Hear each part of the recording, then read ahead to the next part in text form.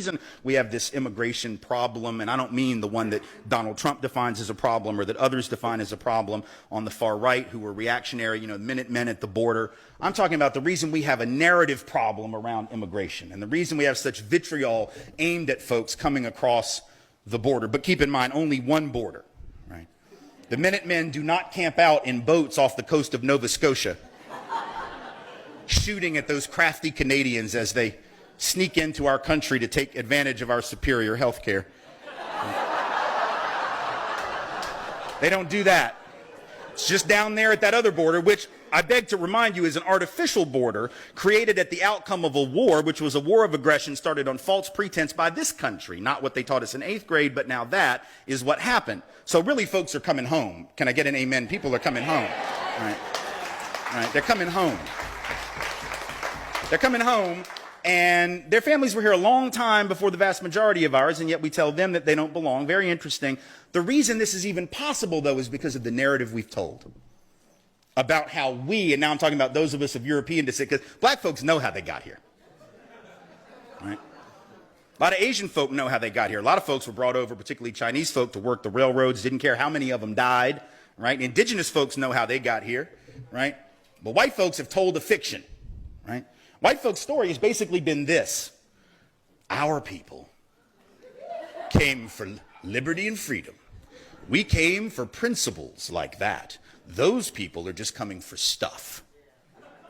Right? That's what we say in so many words. We came for principles, they're coming for stuff. Let's clear this up. We did not come for liberty and freedom. And I know this because if we had come for liberty and freedom, we would have established liberty and freedom.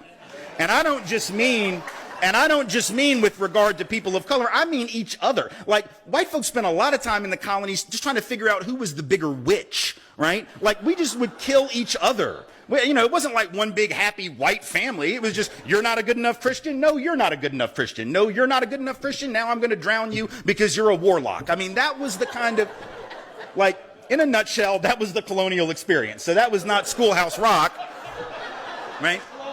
Yeah, right? So we didn't establish liberty and freedom even vis-a-vis one another. Let's be honest, we came for stuff. We came for stuff like opportunity, stuff like land, stuff like the ability to survive because things weren't working back home. Like, we need to be honest about, like, our people were the losers of Europe. And I don't mean that, I'm not trying to be judgmental or harsh, I'm just being honest. Like when Donald Trump says Mexico's not sending their best, okay, you think England sent their best? The hell? Like,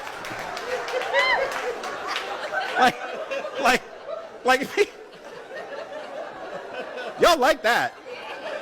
Look, the people say, my family came over on the Mayflower. All right, shh.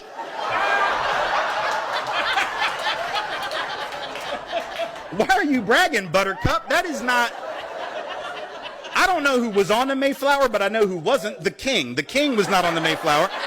Nobody the king wanted to keep around was on the Mayflower.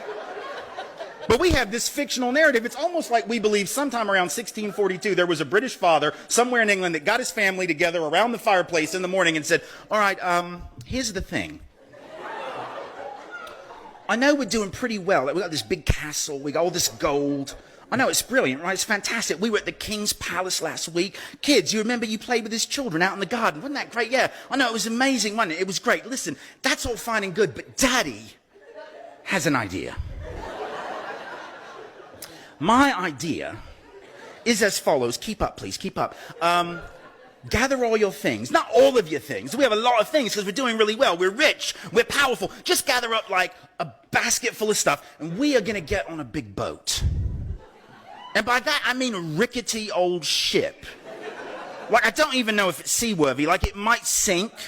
We might drown, get eaten by sharks, get robbed by pirates, get scurvy, die a horrible, miserable death on the open ocean. However, and this is the important part, it will be an adventure. So what do you say? That didn't happen, right? The winners didn't get on the boat. The winners had no reason to leave. And you know what? There's no shame in that. There's no shame at all in having been the losers. In fact, let me tell you something. There's something quite beautiful about the losers saying, we're done with losing and we're going to rebel against that and try to carve out a new life. But you know what? It's every bit as beautiful when folks in Mexico do it, and Guatemala do it, and Sri Lanka do it, and Vietnam do it, and Nigeria do it. And do any of us actually believe that if our families' countries of origin had been contiguous to the United States, that they wouldn't have come undocumented? Like, do we think my great-grandfather, who came as a Jewish immigrant from Russia in the early 1900s, like if Russia had been where Mexico is, do we actually want to believe that he would have said, well, I would love to be able to feed my family and keep them from dying, but there are these laws? No.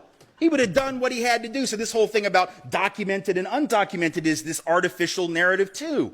First of all, who's documented and who's not is the result of laws passed by people in power. It has nothing to do with inherent morality or ethics. It has to do with power, straight power relationships, and any of our families would have done the same thing to keep our families alive, right? But if we're not willing to critique that narrative, we can't see ourselves in them, and we can't see them in us or they in we. Once again, wasn't a good student, it's a grammar thing, but either one will work.